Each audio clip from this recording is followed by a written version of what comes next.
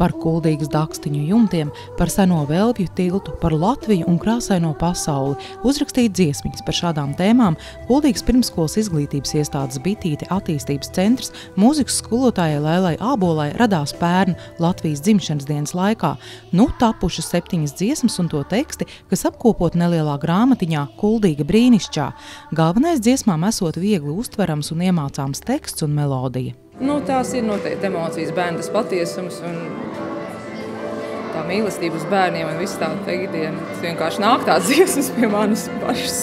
Grāmatiņa ir veltījums Kuldīgai Latvijas 100. dzimšanas sagaidot. Lai iegūtu finansējumu grāmatiņas izdošanai, Laila Ābola iesniegus pieteikumu Kuldīgas novads pašvaldības izglītības nodaļas projekta konkursā, kurā varēja piedalīties 4. kvalitātes pakāpi iegūšie pedagogi, bet vizuālais noformējums uzticēts kolēģei, kuri ir arī fotogrāfe, ilustrējot dziesmas ar fotogrāfijām, kurās galvenie varoņi ir bērni un Kuldīga. Es gribēju tos bērnus redzēt, tā kā bērnus, nevis tā kā bērnu skatījumā Kuldīgu, bet ka tas bērns tā ir Kuldīgā un gan redz Kuldīgu, gan bērnu un īstenībā ļoti daudz ko iznest tais bildēs. Liels atbalsts idejas īstenošanā bija bērnu vecāki, galvenokārt fotografēšanās procesā, jo pie bilžu tapšanas strādāts visu vasaru. Mums ļoti patika tā ideja jau no pirmās dienas.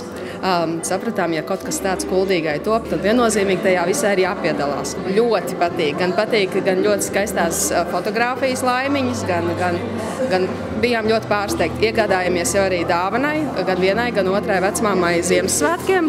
Un nosecinājām, ka tā būs ļoti laba dāvana. Man vismīļākā ir Kuldīgas dziesma.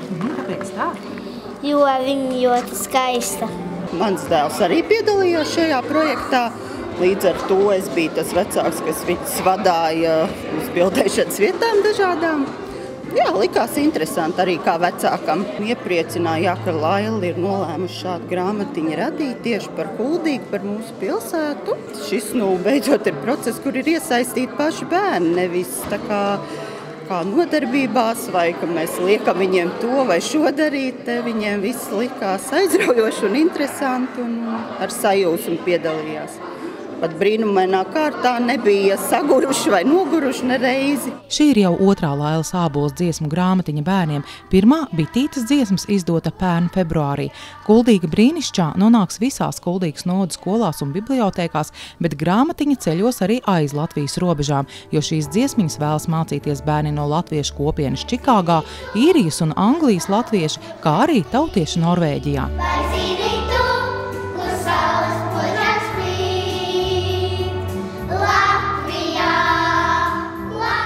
Ieva Benefelda, Alans Perševics, Skrundas televīzija.